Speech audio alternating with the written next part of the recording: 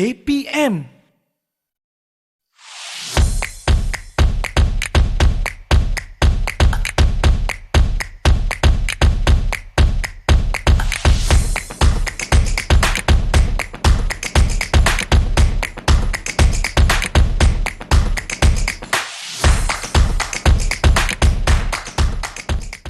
Assalamualaikum dan salam sejahtera. Anda sedang menyaksikan Bina Upaya Guru, sebuah program KPM khas untuk menelusuri kerjaya seorang guru sama ada terus mengajar di sekolah, menjadi pensyarah atau menceburi bidang pentadbiran.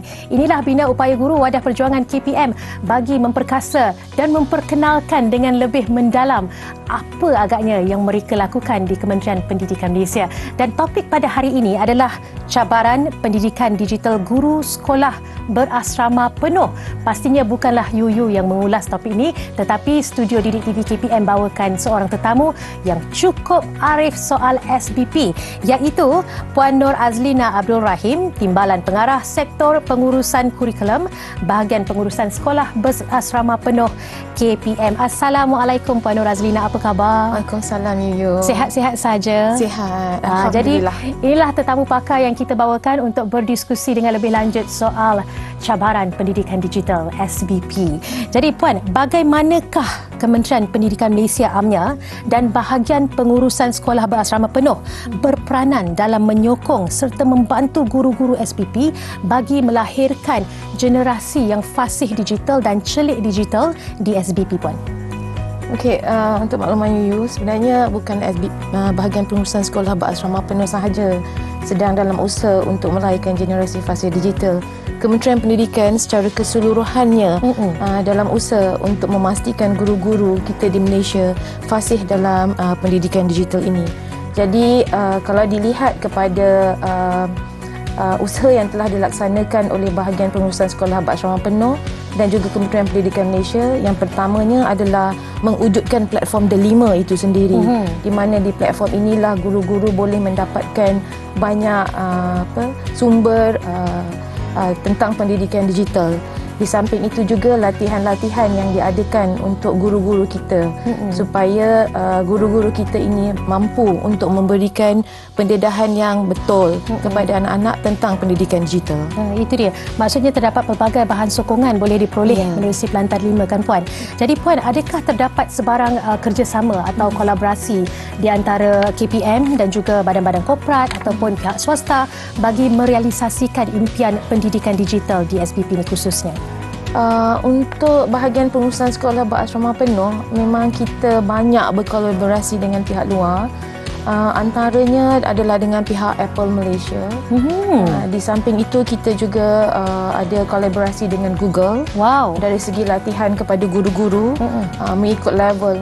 Guru-guru kita ni melalui Google dia dilatih dalam level 1, level 2 dan seterusnya sehinggalah guru itu mendapat penganugerahan Google Innovator.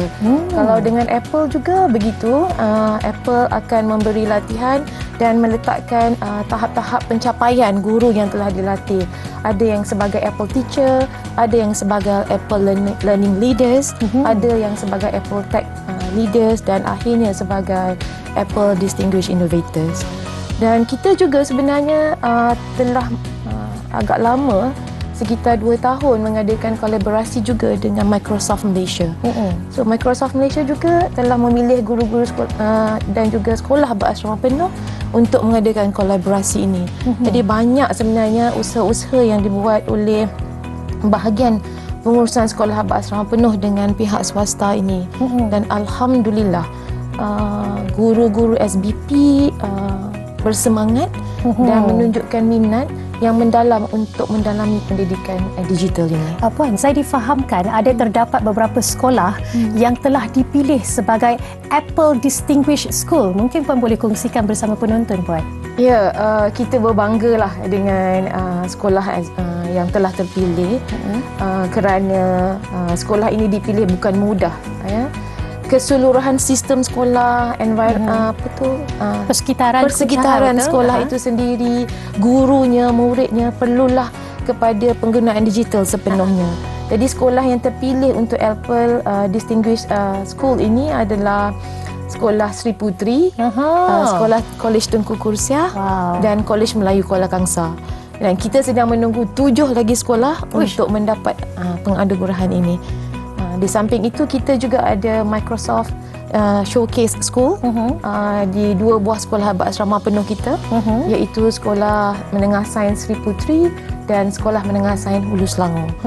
Di sini juga ada 41 orang guru yang kita iktiraf sebagai MIEE ataupun disebut sebagai Microsoft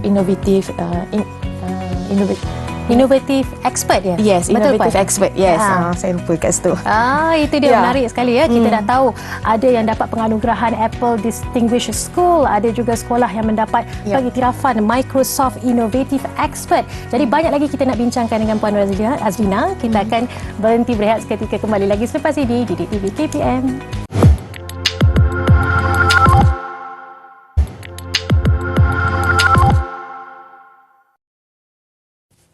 Kembali lagi bersama Bina Upaya Guru di Didik TV KPM. Anda masih bersama dengan saya, Yuyu Aziz, dan juga tetamu istimewa kita pada hari ini iaitu Puan Nur Azlina daripada BPSBP Kementerian Pendidikan Malaysia. Jadi sebentar tadi kita telah pun dijelaskan soal pelbagai peralatan perisian dan juga kolaborasi yang melibatkan pihak swasta dan badan korporat bagi merealisasikan impian pendidikan digital di SBP. Dan ketika ini, Puan, saya tertanya-tanya, Puan, apakah turning point sebenarnya yang menjadi asbab kepada terlahirnya, tercetusnya gerakan untuk mendigitalkan pendidikan dan memantapkan lagi pendigitalan dalam pendidikan, Puan? Okey, sebenarnya Yuyu, COVID-19 memberi banyak hikmah kepada kita lah, khususnya dalam bidang pendidikan. Dan saya bercakap dari perspektif sekolah berasrama penuh. Apabila pandemik COVID-19 melanda, maka banyak sekolah yang ditutup. Dengan itu, guru-guru tak dapat melaksanakan proses pengajaran dan pembelajaran seperti biasa secara fizikal di dalam bilik darjah. Berpunca daripada ini, maka satu pendekatan baru dibincangkan secara serius oleh Kementerian Pendidikan bagaimana kita hendak berusaha untuk menangani masalah ini. Dikhawatir ada defisit kepada pembelajaran murid. Maka guru-guru didedahkan kepada pendigitalan dalam pendidikan ataupun PDP mereka. Jadi COVID-19 ini sebenarnya memberi satu impak besarlah kepada era perubahan daripada sesi pengajaran yang konvensional dalam bilik darjah kepada kaedah pengajaran secara online, dan guru sebenarnya menambah baik dan untuk menarik minat murid dalam pengajaran, mereka mengolah pembelajaran online itu melalui pendidikan digital ini. Jadi Puan, kalau kita lihat 2 tahun tempoh kita melalui fasa Perintah Kawalan Pergerakan ketika pandemik, ketika itu adalah fasa adaptasi dan satu fasa peralihan daripada konvensional ke arah pendigitalan. Dan sekarang ni sedikit Puan, macam mana penerima gunaan digitalisasi ataupun pendidikan digital di SBP? Sebenarnya dalam tempoh 2 tahun kita mengalami pandemik COVID-19, intensiti kepada penggunaan pendidikan secara digital ini berlaku seperti biasa, dan rutin pengajaran guru juga berlaku seperti biasa. Tidak ada pengurangan dari segi masa, contact hours bersama dengan murid-murid. Maka dengan ini bermaksud bahawa ia bukanlah satu bentuk halangan untuk guru-guru sekolah berasrama penuh. Mereka kekal bagi memastikan konsistensi pencapaian akademik murid-murid di SBP.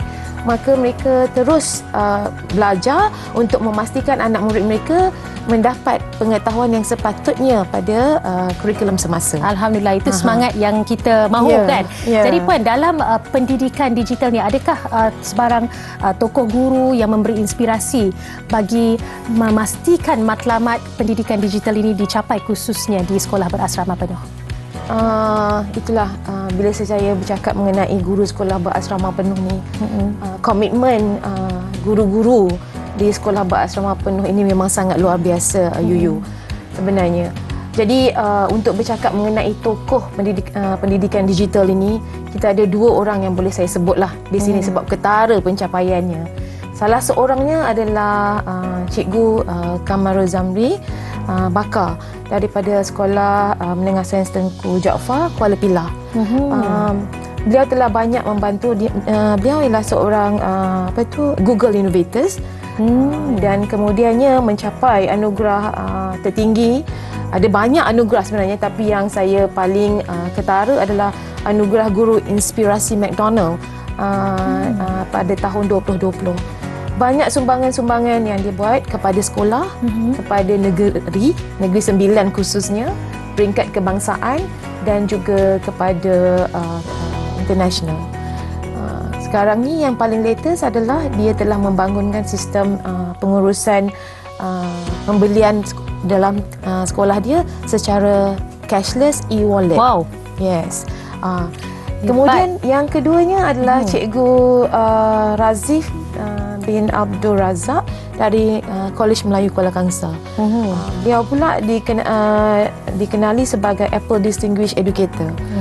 Jadi apa yang dia buat sebenarnya banyak melahirkan murid-murid dalam kalangan murid-murid dia sendiri sebagai Apple Tech Leaders. Bila murid ini dibangunkan atau menjadi seorang Apple Tech Leaders, ini bermakna bahawa aplikasi yang diajar kepada mereka telah mampu menghasilkan satu penghasilan baharu. Misalnya hasil-hasil kreatif, lukisan-lukisan kreatif. Ini juga adalah satu pencapaian besar Cikgu Razif inilah daripada MCKK. Dan kita berharap ada ramai lagi guru bahagian pengurusan guru di sekolah berasrama penuh sebenarnya untuk menjadi tokoh yang boleh membantu guru-guru lain di sekolah berasrama penuh. Saya kagum dan teruja dengar apabila Puan sebutkan tentang dua tokoh guru sebentar tadi, kerana sebenarnya mereka bukan sekadar mengajar tetapi mereka lead by example. Yes. Maksudnya sebagai guru sekolah berasrama penuh, mereka menunjukkan ciri-ciri kepimpinan sendiri untuk mengimplementasikan penggunaan digital itu kepada murid. Mereka sendiri membangunkan sistem dalam sekolah itu agar murid terinspirasi dan seterusnya tidak merasakan bahawa pendidikan digital itu satu beban, kerana jika guru boleh melakukannya, murid juga mampu melakukannya. Puan, banyak lagi soalan nak tanya ni sebenarnya, tapi kita berhenti berehat seketika, kembali lagi selepas ini di Didik TV KPM.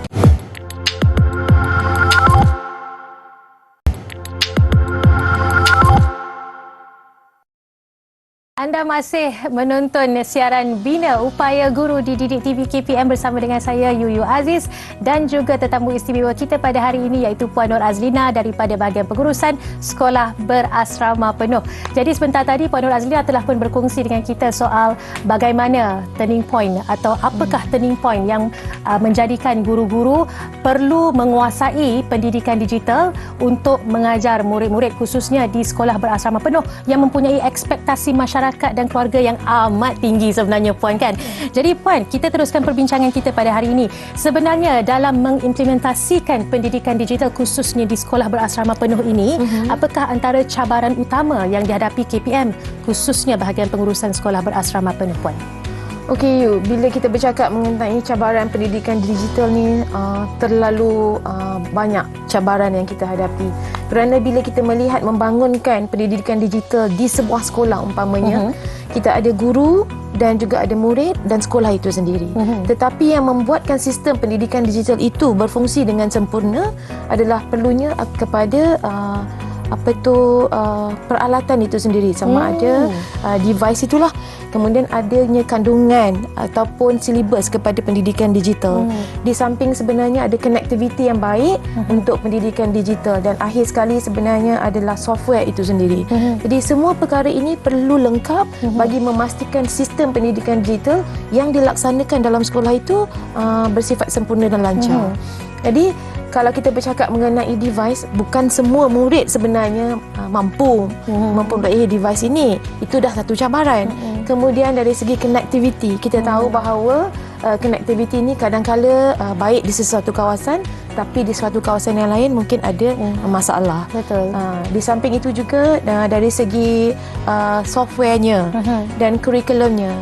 Dan ada guru yang sebenarnya belum lagi memahami ataupun mengadaptasi dengan baik beberapa aplikasi-aplikasi ataupun silibus-silibus yang berkaitan dengan pendidikan digital ini.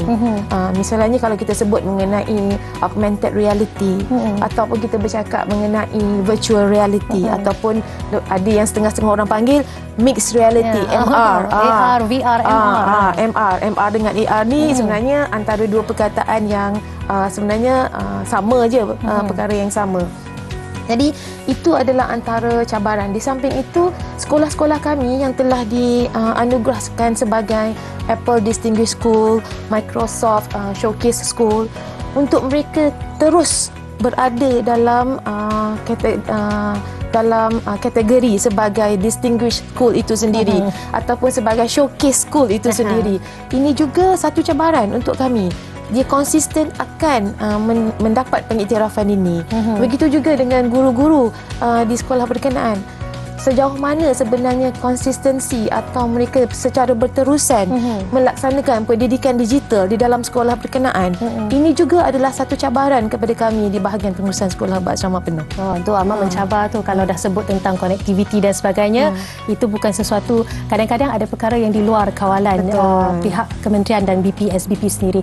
Jadi Puan, adakah atau apakah perancangan BPSBP bagi memperluaskan usaha-usaha bagi menambah bilangan guru-guru, khususnya bagi memastikan mereka fasih digital di sekolah berasrama penuh, Puan?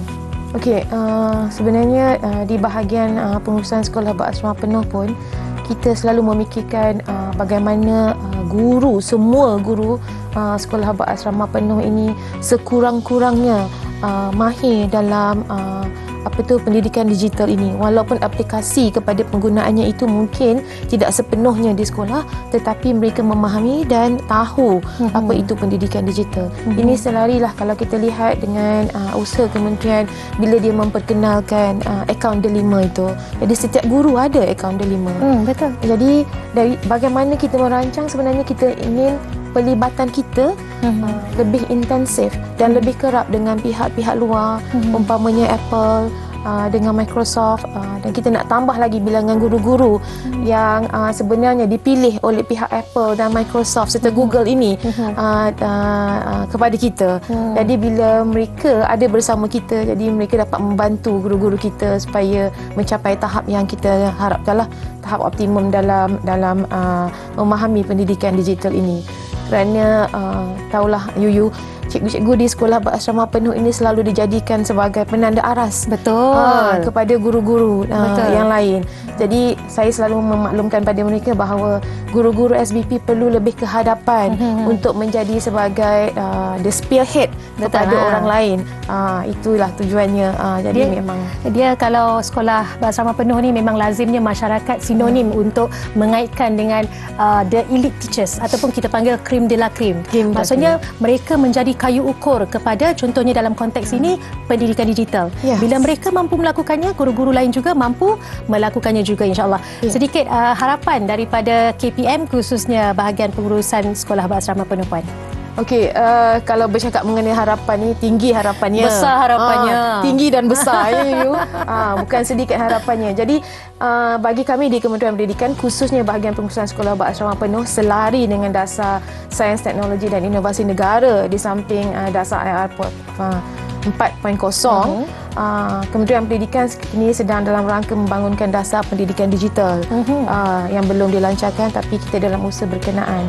Walau bagaimanapun SBP tidak mahu ketinggalan dan tidak mahu menunggu, apa yang kita harapkan adalah sebenarnya guru-guru di sekolah berasrama penuh berusaha untuk mencari peluang dan kita kata explore lebih banyak peluang-peluang pendidikan digital tanpa menunggu apa yang akan kementerian berikan. Jadi mereka sendiri dalam usaha mereka sendiri dengan semangat yang ada pada mereka memastikan murid-murid di SBP ini sebenarnya tidak ketinggalan dalam pendidikan digital, bagi memastikan murid-murid di SBP lebih terkehadapan berbanding dengan yang lain, dan akhirnya negara kita sebenarnya dapat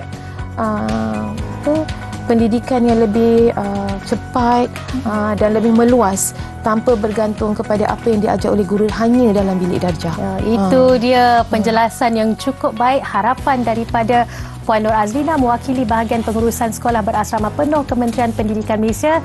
Kita dah bercakap soal cabaran, kita dah bercakap soal perancangan.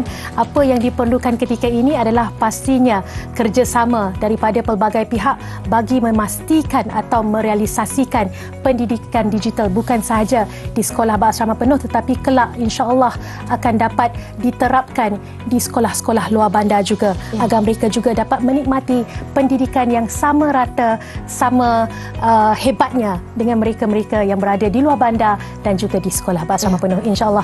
Setakat ini saja saya ucapkan terima kasih kepada Puan Nur Azlina kerana sudi hadir di studio Didik TV KPM. Sampai jumpa lagi insya-Allah. Assalamualaikum dan salam hormat.